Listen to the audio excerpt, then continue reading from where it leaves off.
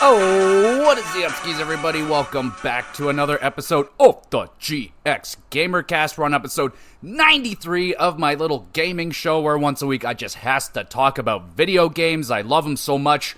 Old games from my past, new games that I'm playing today. It doesn't matter. Video games. You like video games? You might have a good time right here. And today, I don't know what freaking category this falls into. It's an old game that I've never played, but it's also new because it came out on the Switch online, but it's an old game. It's Fire Emblem, but the 7th game, I believe, in the series, but this one dropped in 2003 on the Game Boy Advanced, and yeah, so we're going to be talking about that one. I just randomly gave it a shot. It's my kind of game, tactical grid-based strategy game. I gave it a shot.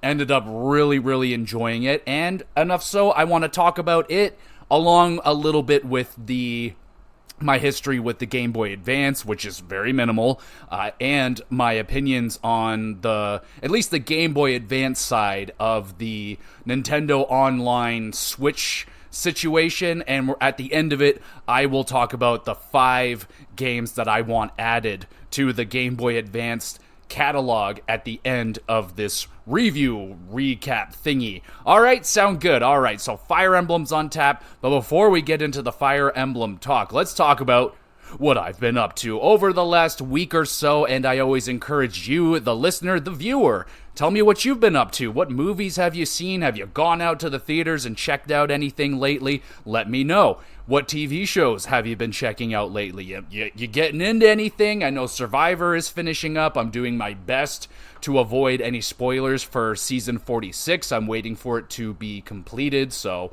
if there's any Survivor fans out there, just let me know if it's good or not. I've seen like some pop-ups here and there. It sounds like a controversial season, so I'm excited to see it, but haven't started watching it yet.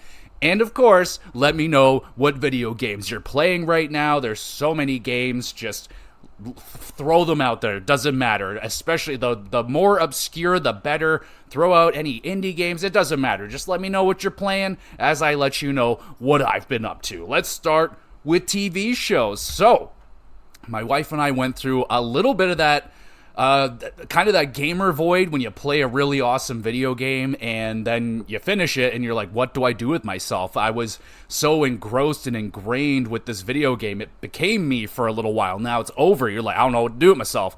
And that's kind of what we fell into when we had no more seasons of Survivor to watch. So we finished off a couple of shows and then we're like, well, now what? So I've been hunting around and looking up shows that are kind of like Survivor. We're definitely in that reality show kick. Not to like the low scraping of the barrel, but good stuff. So I was looking up and I saw this show called The Challenge. And it's another one kind of like Survivor. It's got a ton of seasons with very few of them available to me here in Canada, but I can scrounge up probably about 10 seasons because The Challenge has it all. It's like, oh, here's the United States one, UK. Regardless, we started watching The Challenge. We started watching just the OG, The Challenge. We have to start on season 36 because that's the oldest season.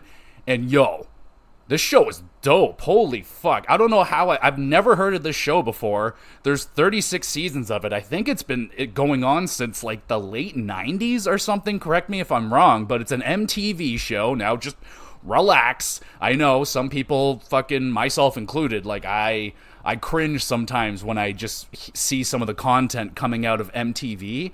But this show is like a mixture of Survivor, Big Brother, and a little bit of Fear Factor, which are 3 shows I actually really enjoy. I love Survivor. I had a summer of Big Brother where I just discovered Big Brother. It was on YouTube, and I could just watch full seasons. And yeah, I got super into Big Brother for a little bit, and I loved OG Survivor back in the day. Watched the shit out of that with my dad and my sister.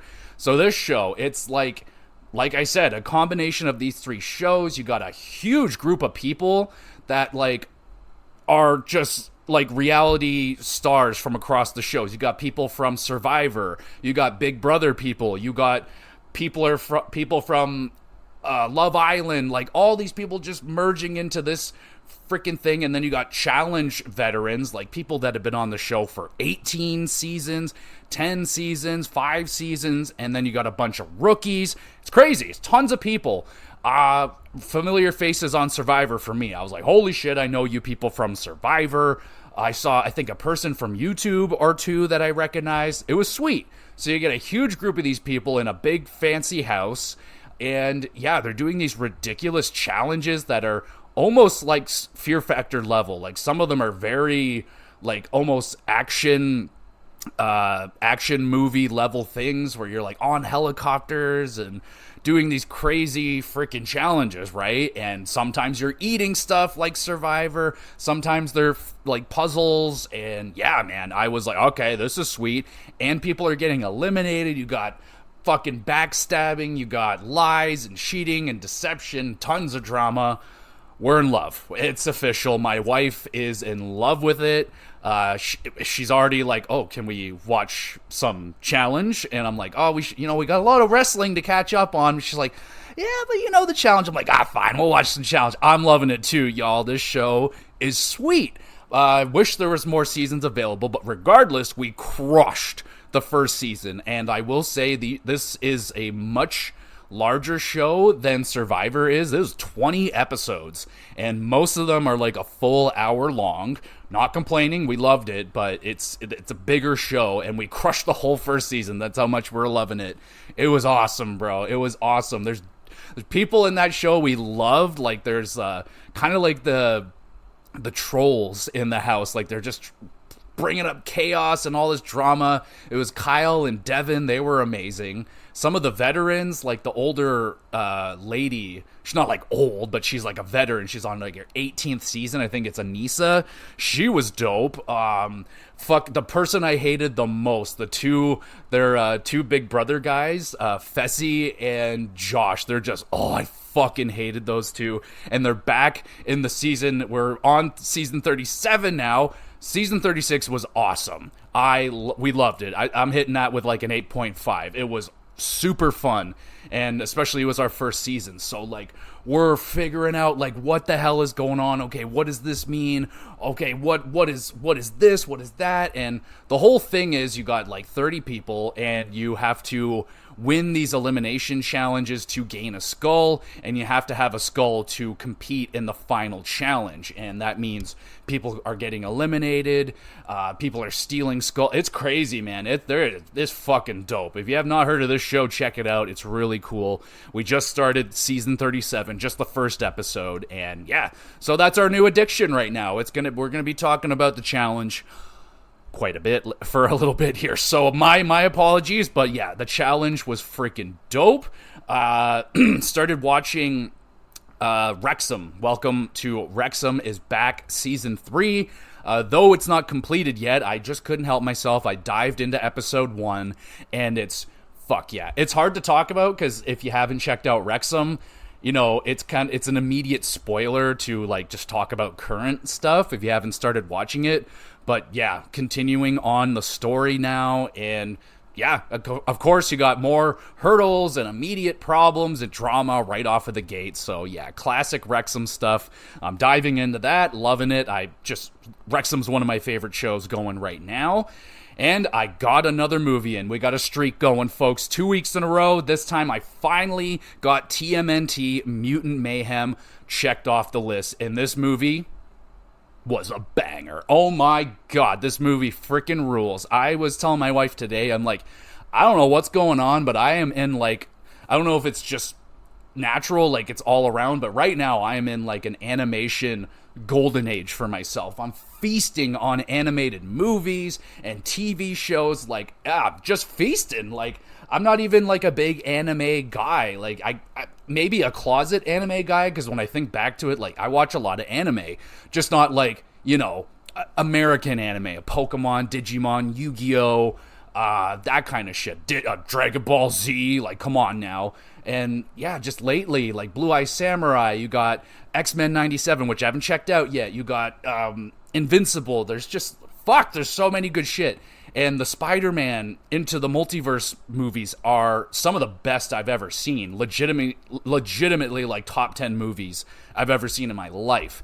And this one was, I heard a bunch of it on the Remember the Game podcast. This guy loves Teenage Mutant Ninja Turtles, and he was like, this is better than Spider-Man. And I'm like, all right, I'll take that with a grain of salt, because like I like Teenage Mutant Ninja Turtles, but I wasn't on like the original train, like the OG cartoon and the movies. Like honestly, the movie scared the hell out of me when I was a kid. My sister watched it, and I just don't like people in fucking costumes, man. It just creeps me out. It's unnatural. I don't like it. So that movie creeped me out. I never saw the cartoon until the new Teenage Mutant Ninja Turtles with the white eyes and stuff. They're a little bit older, a little bit more grudgier. I watched the shit out of that show. So that's how I'm a fan of Teenage Mutant Ninja Turtles, just not like the way that most people are, the old stuff. But I was very interested in this movie ever since it came onto my radar, and it's been on my list. Finally knocked it out last night. Great movie. Oh, what a freaking great movie. I was giggling throughout the whole thing. The animation is outstanding. It's like a paintbrush I don't know, it's a very unique art style. It's gorgeous, looks amazing. Great story for the Turtles. It's kind of just starting from the beginning, like legitimately the beginning, where they get found by the rat and they're covered in the goo, and then they grow up, and you get to them. They're at about 15 years old. They're like that teenage years, so they're just coming into their own. They're learning kung fu and all that shit. And yeah, you get some really great fighting scenes. The music is amazing. I love the soundtrack. Like, it's literally my playlist of the style of rap music that I like. It's literally like every song that was in it is like, that's on my playlist. Like, I love this music. Ice Cube as the Superfly. He's like the main villain of this movie, and there's a lot of, oh man, I don't even know where to go with that. Like, there's going to be more of these movies, of course, like the teaser at the end, but they're starting with the Superfly villain, and he was amazing. Ice Cube is the voice. I can listen to Ice Cube speak for eternity. Especially the angrier, the better. What a movie, man. The fighting scenes, like I said, were just spectacular. I'm trying to think of the one, what song was playing during it, but I was just like, yo, this is insane. Like, oh my god, when the Turtles like get into their first fight and they start to realize like, yo, we kick ass, and they start really getting confident. Great stuff. Man, this was a dope movie. I don't know all the ins and outs, but I will just say there was no Krang. We didn't get Krang. I know people go crazy about Krang, but he wasn't in there. But this movie was fucking dope. 8.5 out of 10. I personally like the Spider-Man more. I'm just a bigger Spider-Man guy. But they're both fantastic. Again, we are feasting on animated everything right now. This one was excellent. I watched it on Paramount Plus. That's where it's at. If you got it, highly recommend you check this one out. And one of the best things about it was just over 90 minutes. Like, oh, what a rare thing to have nowadays. The 90-minute film is dead. I grew up on 90-minute films, and to see every single movie is 2.5, almost 3 hours now. It's a grind. They just dropped Dune Part 2 on one of the fucking streaming things. I was like, oh, maybe I should watch Dune. And it's like, oh, Dune 1's like 3 hours. Dune 2's 3 hours. I'm like, fuck, bro. Like, that just sounds like a nap movie. I'm going to bed.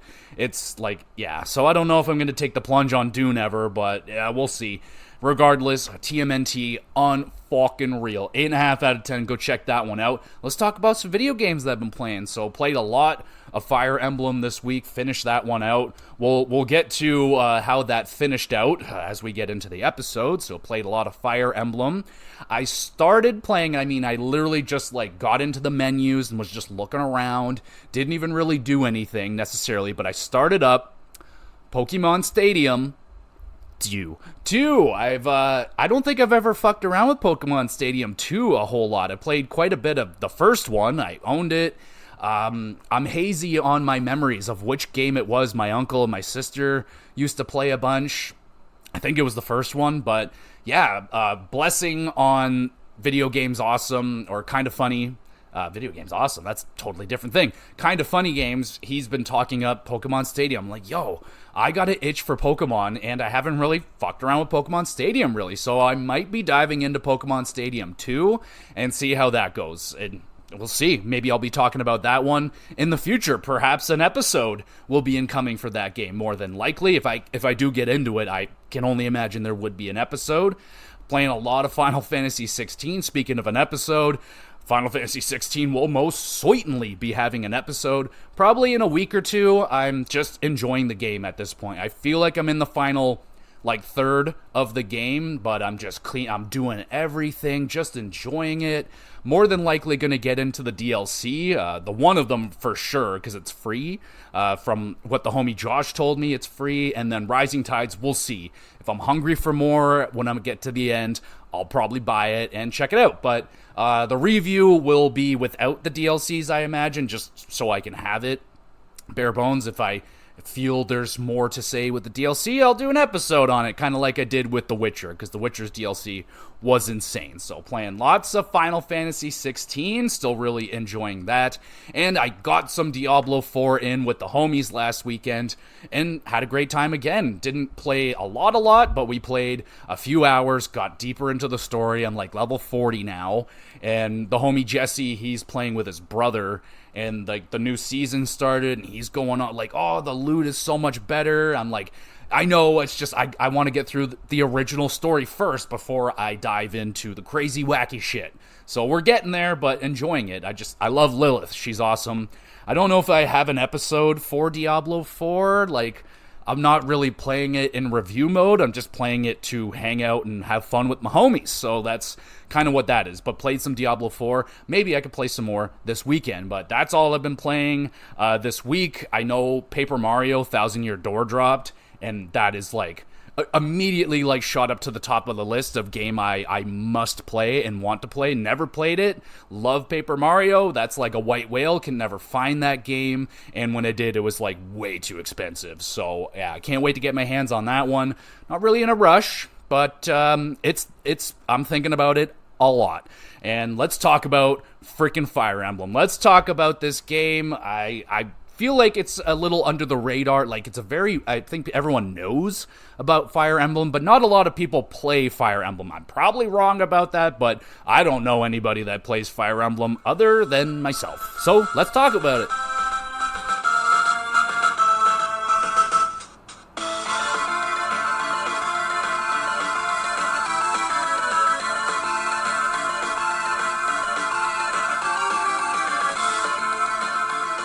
Damn, that music goes hard right there. I actually just listened to the whole entire thing.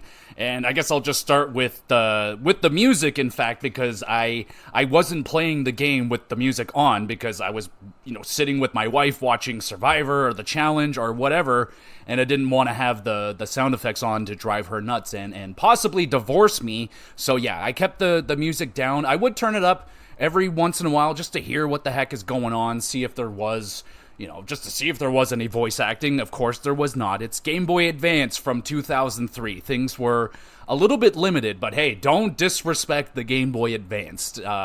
I, in a way, did. Not really. I didn't have a Game Boy Advance. My sister got one, and she gave it to me way further down the line, and I played the odd Pokemon on it, but yeah, I was pretty smitten with my Game Boy Color, and yeah, I just kind of skipped out on the Game Boy Advance, but thankfully the Switch exists and it's giving us a pretty decent library, not only with the online Switch thingy, but, they're releasing compilations of Game Boy Advance games as well, and a lot of them I own. So, yeah, doing a great job with that. So, this game is older. It's over 20 years old, so it doesn't have, fully voice acted things. The graphics are kind of limited, but the music though, not bad. I'm listening through the soundtrack on YouTube. I'm like, yeah, man, this is some good music right here. So, Fire Emblem got some good ass music right there, but I didn't have an opportunity to sit down and listen to all of it. And I looked up the soundtrack on YouTube, like I said, and it's over 70 videos. So I'm not going to sit here and listen to the whole damn thing. But if you do, good on you, because it sounds fucking really good. So I'm impressed with that.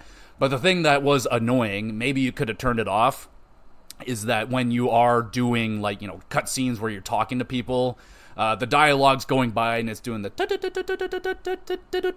and that's the kind of thing that a wife would divorce you over if that is going on while she's trying to enjoy her show and shit like that, right? So had to keep that shit turned the fuck down. So I will say the music, from what I've heard, really freaking good, but I just didn't have the sound on for the majority of the game, so it is what it is. But with that being said, we'll kind of introduce this game. Now, I'm not talking about the story or anything like that, because I wasn't necessarily here for the story. I was here for the gameplay, and yeah, baby, that's what this game is all about. The story is there, of course. It's Fire Emblem. They're looking for the Fire Emblem, and then they find it, and bad people try to also find it and take it, I'm imagining. That's what I'm thinking happened anyway. But it's a grid-based tactical RPG, strategy kind of game. Not everyone's cup of tea, but like I said a zillion times, I feel like on this podcast, I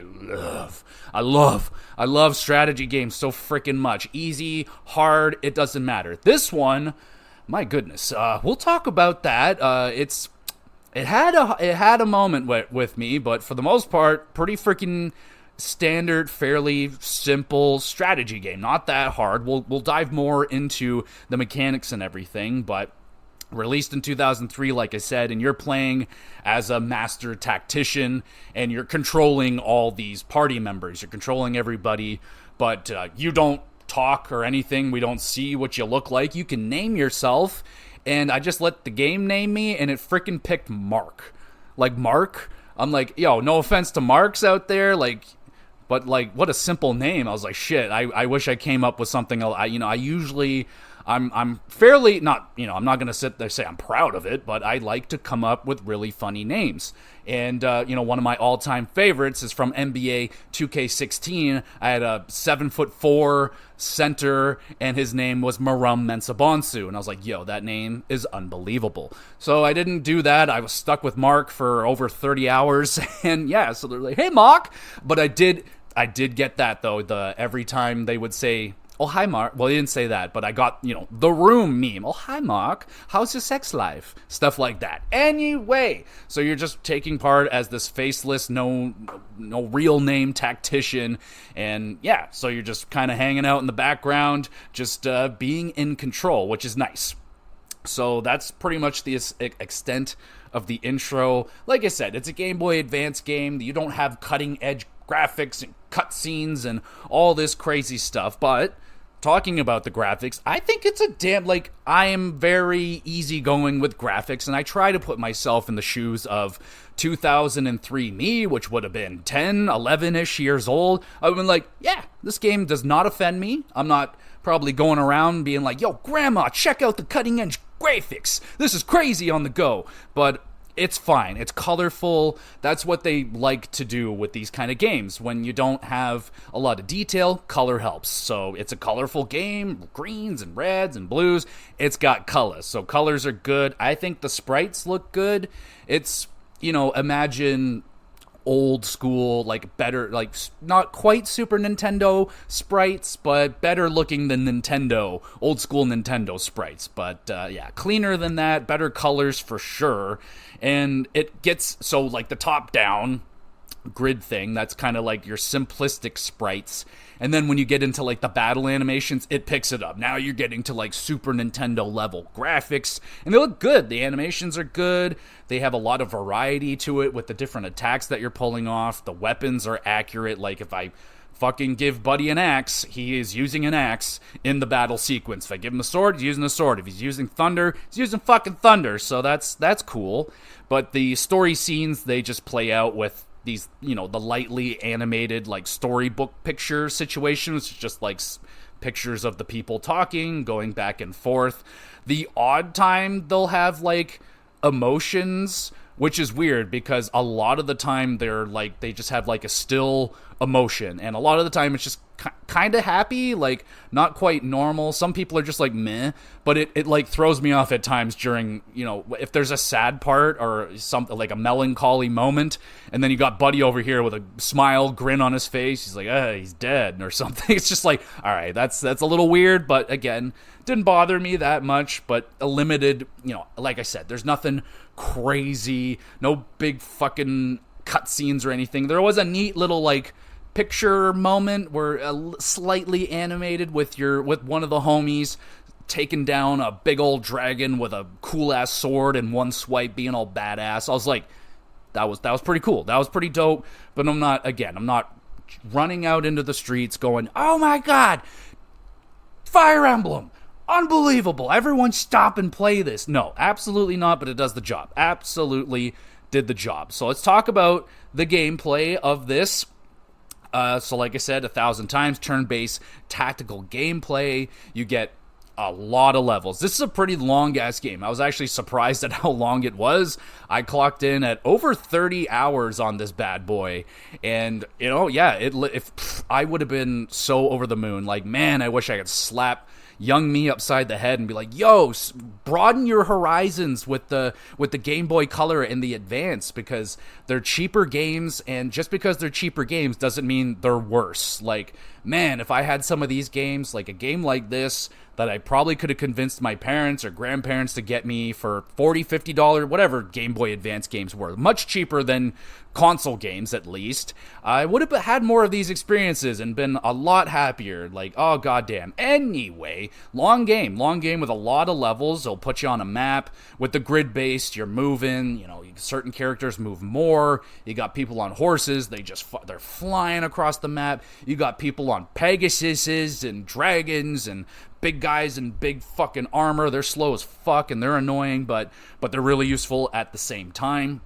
So before you get into combat and battles and everything, you get like the setup screen where you can, select which party members you're going in with. You can, most of the time you're just like, okay, I'm sending out everybody, but certain fights, they're like, all right, you gotta sit 5 people out, you gotta sit 2 people out, so pick wisely. Shit like that. You can trade items between your units. Sometimes you'll pick up items on the field, like, oh, I can't use it, but this guy can, so you can trade items on this screen and on the battlefield. You can do that as well.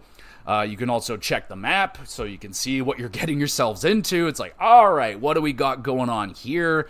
So, and you can move your certain people around. There's like some characters that are just locked into certain positions on the map. Other people, you can move them around, like make sure your fucking slow-moving powerhouses are in the front, your weaker, better agility people in the back, that kind of thing, And there's also really useful fortune reader who will give you straight up tips and let you know what kind of fucking bullshit, not really bullshit, but what kind of hurdles they may be throwing at you. Rather, there may be a sneak attack coming at you at some point, so keep everybody together, don't spread out. Or, oh hey, there might be a village over here that might have a very valuable asset. You might want to go check that out. Oh, there might be a storm rolling in, which may have some fog, so there may be limited viewing. They could tell you, oh, there may be a thief may be very useful, or ranged attack people will be very useful on this map. So I actually made sure I checked that fortune teller every single time, because it was actually extremely useful information. So I was hitting her/he up, because they changed throughout the game. It doesn't matter. I don't think there's really going to be any worry for spoilers or anything like that. It's all good.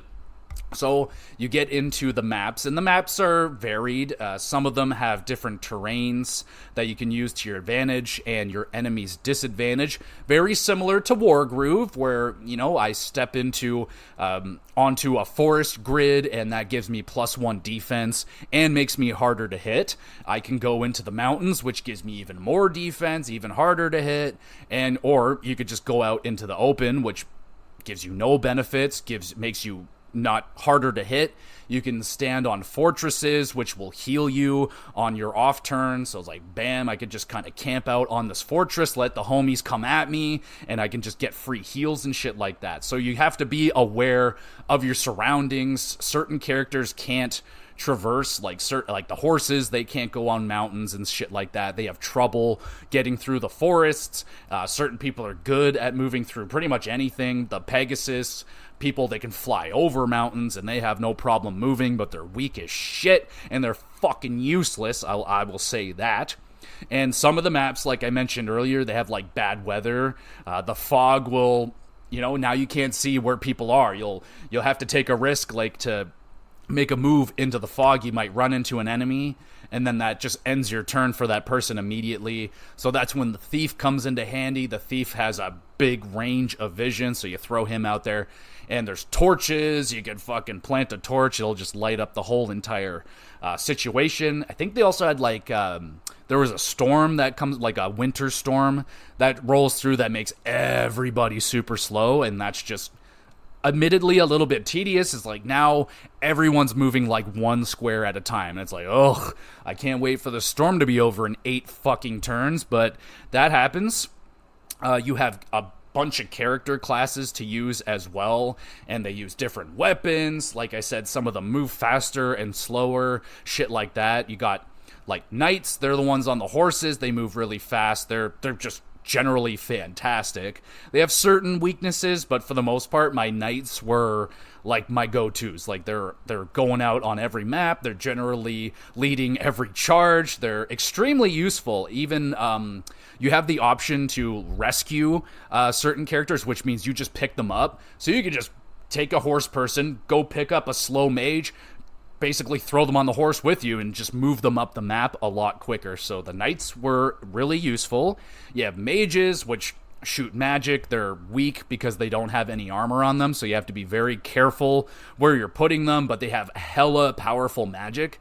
And some of them, like, I wasn't getting this magic, but a lot of the mages on the enemy side, they had these ridiculously long range freaking magic attacks that can literally hit you virtually any spot on the map, which caused a lot of issues, because it's like, fuck, man, it's going to take me 4 turns just to get to this guy, and he is pummeling me with this really powerful magic.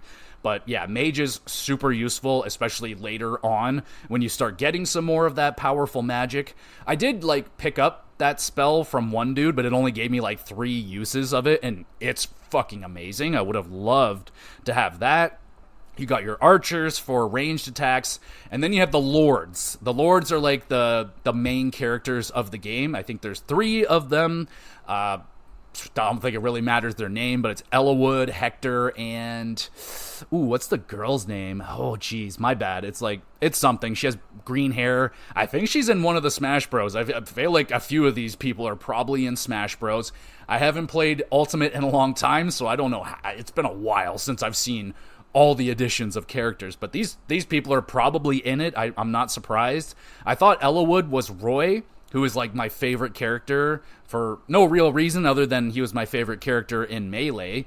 But yeah, you got the Lords, so they're like fairly powerful, but they're also like they're risky because if they go down on the battlefield, it's game over. So yeah, you got to be very careful with them as well. For the most part, with so there's like 2 parts to the game. The first half is this person's story, and the second half is another person's story, but they intersect. Like the second half is like 5 years later, and then y'all like kind of meet up again.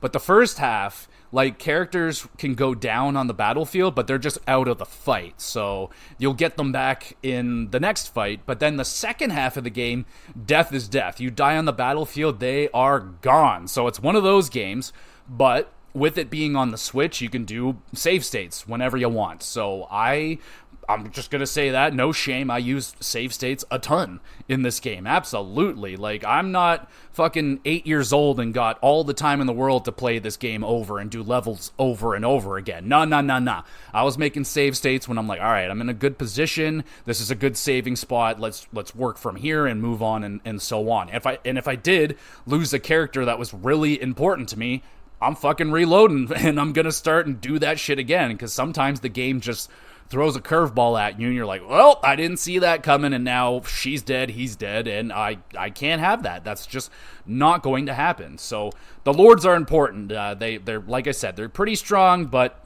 if they're dead, you're dead.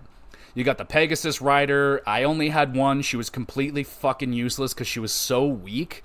I wanted her to be good because she had great mobility and she could fly over mountains, and she would be great for, attacks from behind. And yeah, she could cause a lot of chaos, but she gets hit by, you sneeze on her, she's fucking dead. So for the most part, if she ever went out onto the field, she would just die. And yeah, so I just never used her. You got your healers. Pretty self-explanatory. They heal people. Eventually, they learn how to do combat, which, again, they're just another character out there. You gotta be wary of where you're putting them, because they're generally, if they get attacked, they're probably going down, and they're healers. You need those people on your team. What else do we got? You got dancers. That was a unique one. I only got to use it on a handful of maps. That character is like in and out of the party a lot, but pretty fucking useful, because it'll do one of two things, or he, she, whatever. It's a boy. Actually, I think there's a boy and a girl dancer. Anyway, they're useful because they allow a party member to move again, so they can go up, fucking do a dance in front of them. They're like, man, I love that. I'm good to go again, so they can do another attack, which is extremely useful. They don't do any attacks themselves, but they can also put up like a shield on characters as well, so they have their uses, absolutely. So I was, if I had a dancer, I was probably using it. And then with the characters, they're leveling up, and they're, from level 1 to whatever, and each level they'll gain a small amount of upgrades, maybe 1 HP plus 1 in defense, not a lot, but when they get to level 10, you'll find badges or be given badges by certain people, and when certain classes, like these badges have specialties, like, okay, this is only used on mages at level 10 or above, and when you do that, you give that badge to that person, and then they upgrade to like the next level of their class, which is a huge upgrade. They get a huge boost in stats. They're way more powerful now, and it's great. So you want that. You want to make sure that you got your people. It's like, okay, this is my archer that I'm working on to get to level 10. So they become a sniper, and they can do, better ranged attacks. They're stronger, etc. Did you just say etc. wrong? No. Anyway, so yeah, you want to find as many of those badges as possible to make your classes better. One dude, he's like the big knight guy who's just big armor. He's your tank, and I leveled him up, and he just becomes like a super armor tank, and you throw him up in the front lines. He's virtually unstoppable. I would throw him up there. I would just let them all come to him, and he would kill everybody. Like no one can even scratch him. His armor's so powerful, so he was great. I talked about the permanent death and the stuff like that, so you got to be careful. You have shops. The shops are really interesting. So shops, obviously, you're buying potions, you're buying weapons, you're buying, what else kind of shit do they have? Tonics, fucking shit, RPG stuff. But they appear, like, on the map. So you're, like, actively fighting, and then sometimes the map, the shop is, like, over here a little bit. So you got to make, like, a little detour. And you really need to go make those detours and get weapons, because your weapons have durability. So it's like, all right, I have the sword, I can attack 20 times with it, and then it breaks. So you got to make sure that you're keeping your gear up to date, because like I've had a time or two where I've gone out on the battlefield, didn't check my weapons, and I'm like, oh shit, I just sent this guy out, he's got like 2 attacks, and now I'm weaponless, and I don't have any backup weapons on me. You do get a character later called Merlinus or something. He's like an on-the-go merchant, very useful. He'll carry stuff for you. If you have too much stuff, you could just send it to him immediately.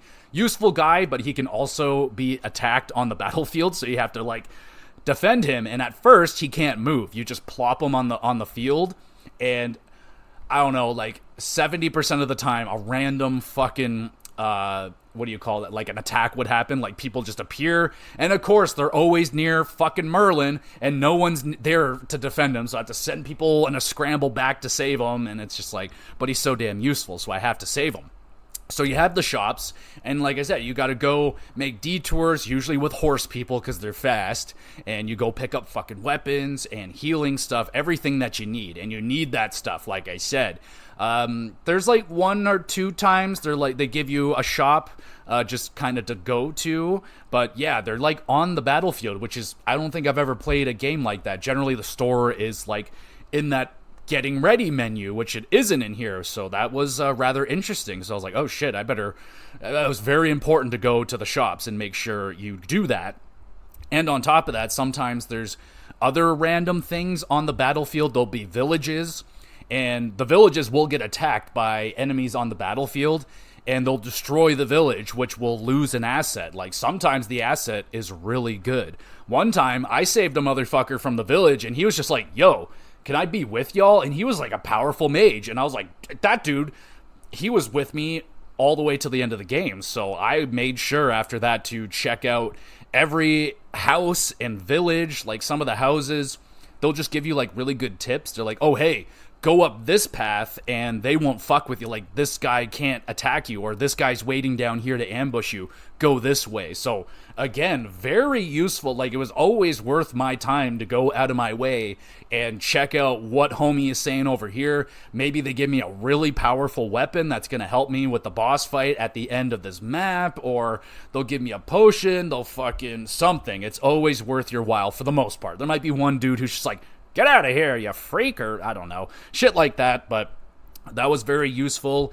And there is the odd side quest here and there. I think there was literally maybe 3, maybe 4 of them, and it's just the same thing. You don't have to do it. It's just like, here's another battle. It's probably a little bit harder than your average one, and you get some good loot, some extra experience, all that shit. Pretty good.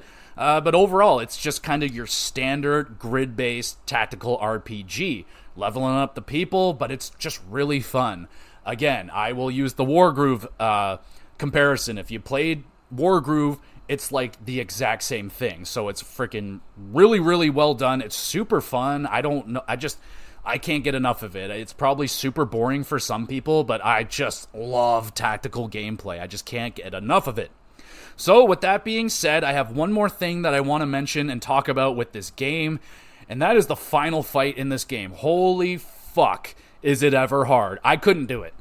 Legitimately just couldn't do it. It beat me.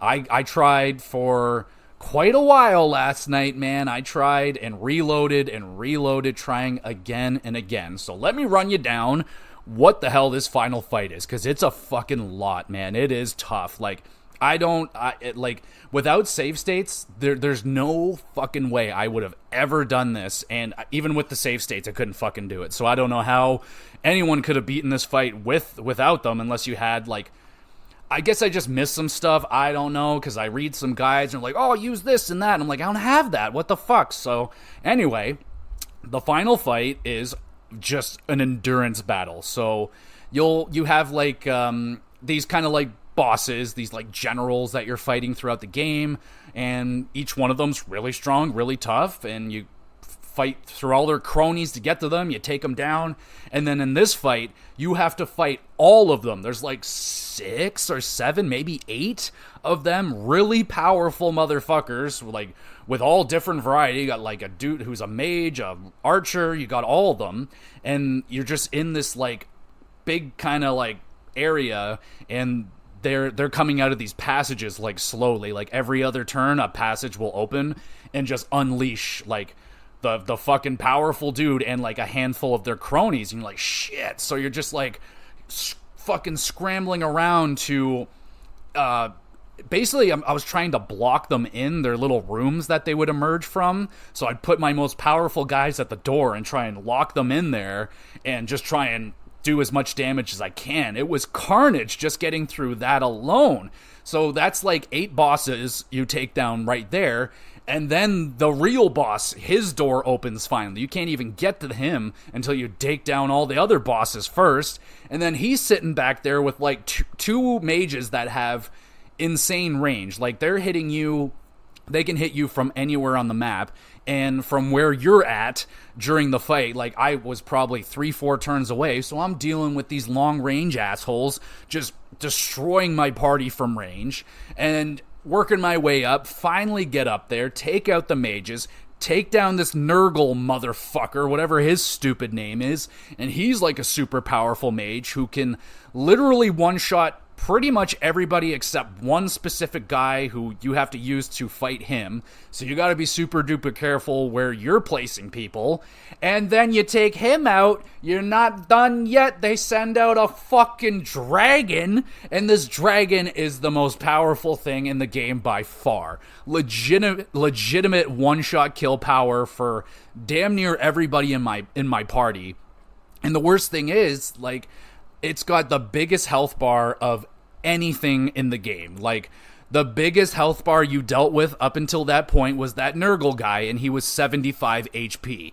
This dragon has 120 HP, and he is surrounded by long-range mages that you cannot get to. They are just in their own little secret rooms that you can't get to, and they're attacking you, and there's only certain little areas on the map that they can't touch you. And then the dragon, he's got infinity range. He can hit you pretty much anywhere unless you surround him, and his attack power, it's a standard 36 damage per attack. And randomly he'll attack twice, which will kill anybody immediately. Your lords, your strongest, most powerful guy beefed up with anything, he's dead immediately.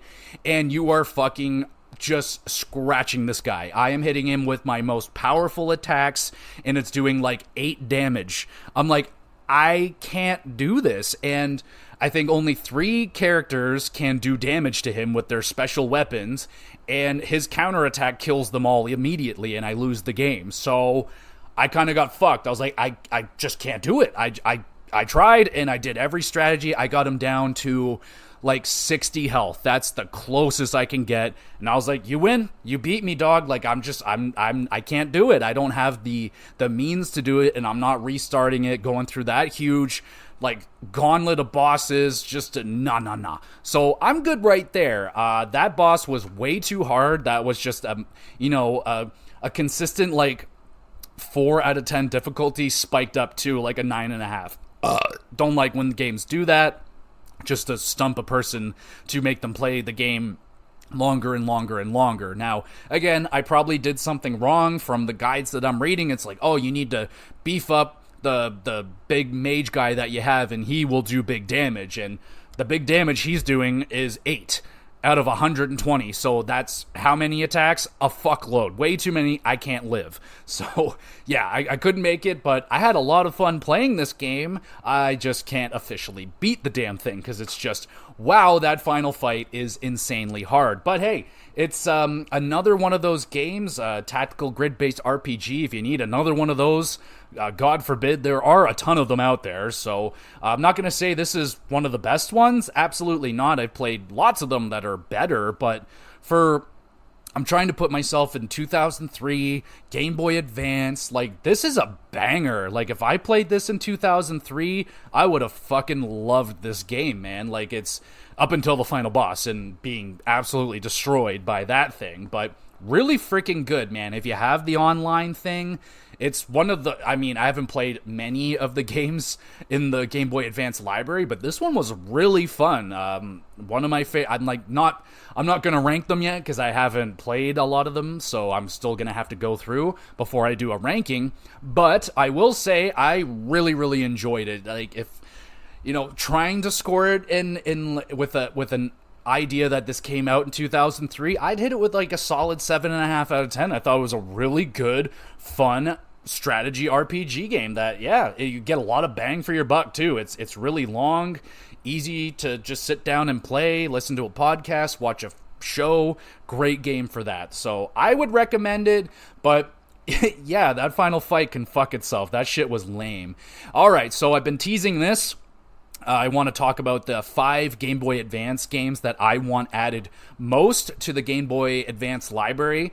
Just take note that some of them, like, I don't have the, the Castlevania Game Boy Advance games because I already own the collection. So that's just a personal thing. Would I want it on there? Absolutely. But these are the ones that I want the most that aren't on there. So we'll start at the bottom. Metroid Zero Mission, the original Nintendo game remake. I think that's what that is. Or it might be Samus 2, the Game Boy game. But regardless, I want that one because I loved Zero Mission or Fusion. It was Fusion. I played that one. I fucking loved it. So I'm like, yeah, I'm all about these handheld Metroid experiences. So I definitely would love to see Metroid Zero Mission get added to the library. I got a Mario sports game. Either one of them is fine with me. I think I would prefer the golf. Mario Golf, I think that one's fun, but I'm really big on the tennis as well. So I would be super down if they would add one of the Mario sports titles for Game Boy Advance. I hear they're really good, so I can't say I've never played them, hence why I would really like them added. This one, I was like, oh, I want this game, I want this franchise added, but they actually already had one on there, so I was like, oh, fuck yeah, so I'm going to play that one, but they don't have the other game added yet, and that is WarioWare Twisted. So they have one of them on there, one of the WarioWare games, and I've never played them before, so I'm very excited to try it out, and so excited that I feel like I'm already going to love it so much that I want Twisted added on there as well, which I hear is the superior one, perhaps the best one in the series. Again, I don't know, never played them before, but I'm very excited to try them out. Next one's pretty, easy, but a Pokemon. Give me a Pokemon.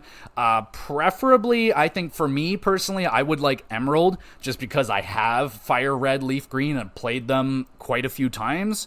And, I don't really remember Emerald all that much. Emerald is like the Ruby and Sapphire, combined into one. Just give me the fucking best version of it, which is Emerald. So give us a Pokemon game for goodness sakes. And the one that I want added the most is Final Fantasy Tactics Advanced. Are you surprised? That is another grid-based tactical RPG. I mean, it looks really good, and I really just want it. It may be out there, but I really want to play I know this isn't the PS2 or PS1 game, but I just want to play Final Fantasy Tactics on my Switch, and fuck, I want that so bad. There's one on the Game Boy Advance. It's apparently one of the best games in the Game Boy Advance library, so yeah, I want that. Yes, please, and thank you. And let me know which games that aren't in the library. Let me know which ones you want added to the library the most. I know there's the Castlevania games. People will definitely, I played one already, loved it, and I got 2 more to go, and I will definitely dive into those.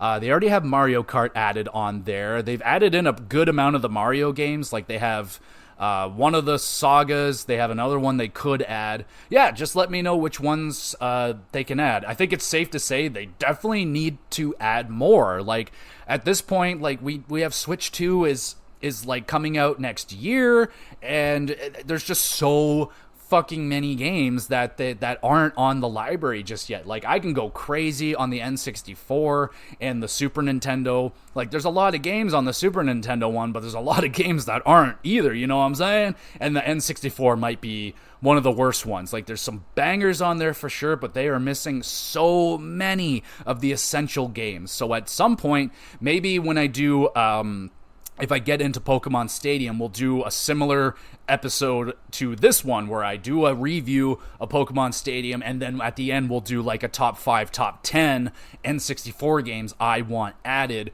to the online library. That would be really fun, because there's just not, I don't think there's a full episode on just the library alone, and then I would have to like go into each game and play them and everything, and I just don't have that kind of time. When I get into a game, I want to sit there and play it. I don't want to just, dip my foot and come back to it another day. I like to get in and commit to that bitch. I'm a committer, damn it. I'm a married man. So yeah, there you go. That is my review or discussion, I guess. I don't know what the hell that was. For Fire Emblem, kind of random. I didn't expect to do an episode on it, but I just played it so much, and I had a very, very good time with it, and I think other people should check it out too. If you're new to Fire Emblem, this is probably one of a good one to get into. I thought it was pretty simple.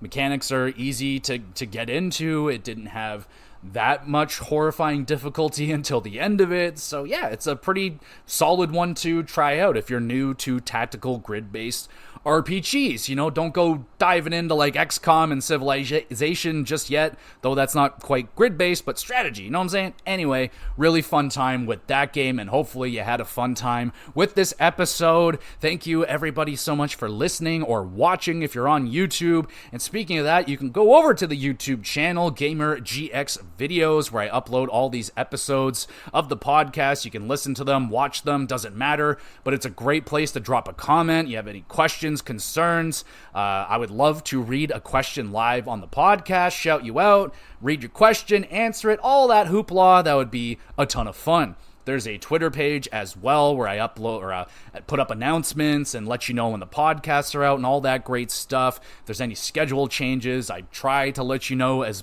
best as I can. But, you know, life gets busy and you forget sometimes. It's all good. There's also a email address there as well. If you just want to have a private conversation, my door is open for any and all of you. So if you just having a bad day, just want to talk about video games, it's there for you, homies. So it's all good. It's all there. Hopefully you're having a good weekend. I'm looking outside right now. It's looking pretty not nice, and I need to go out and do some barbecuing. So hopefully it turns around the weather anyway, but doing good here for myself, and hopefully you're doing well as well. And again, thank you one more time for listening. Just one final thing. You want to be even more awesome? I bet you do. And you want to do that by reviewing and sharing the podcast, hitting like and doing all that stuff on YouTube. You know, all that crap that people have to say, but it does help out the little guy out here. And another special thank you just to any new people or any long-time listening fans or whatever it is of this podcast. Thank you so much for the most successful month of this podcast I have had by far. Views are up, consistently getting downloads every single day. So thank you so much for listening. Whoever you are, you know, I'd love to engage with y'all, you know, make a community. Let's get me to a level that I don't have to go to work anymore and I can just do this and talk to y'all. That would be a dream come true. So let's make that dream come true and spread this weed across the lands and let everybody be enjoy the GX Plus cast. So there you go. In terms of what else we got going on this week, it's a busy fucking week for wrestling. I'm starting to look at my time frame here, and it's looking like I may have to pull out a skip a show this week, meaning not that there won't be a WrestleCast. Don't think that. There definitely will be, but I may have to just skip watching a full 2-hour episode of Collision and just kind of read up a summary, because there are 2 pay-per-views this weekend. AEW and WWE have pay-per-views. I still have all of AEW to watch, and yeah, I'm going to be there's no way I'm going to make it in my schedule and get the recap out before Monday Night Raw, so I may have to just kind of read up a recap of Collision and Rampage. I'll try my best to get Dynamite in at least, and we'll get the recap out hopefully for Monday, and then we'll have the pay-per-view reviews coming out at some point after that. Maybe Tuesday, maybe Wednesday, we will see, but I'll have a pay-per-view review for King of the Ring, Queen of the Ring, and Double or Nothing. I think that's what AEW's got, so we'll do that, and the Hockey Cast will be next week as well. Yeah, third round of the playoffs are kicking in, so I've been watching that as best as I can. It's crazy, man. We're in the third round already. The draft is coming up. Yeah, man, we're getting closer and closer to that off season. And yeah, we're going to start working our way slowly into the debriefings of the season, where we start going through all the stats, how everybody did throughout the year. We'll go back and make fun of my terrible predictions. We'll continue the coverage of the round 3 and the playoffs and all that great stuff and all the other news going around in the NHL. And yeah, start doing some debriefings, I would imagine. So there you go, everybody. Thank you so much for listening. New, old, doesn't matter. Thank you for sticking around with the GX Plus Cast.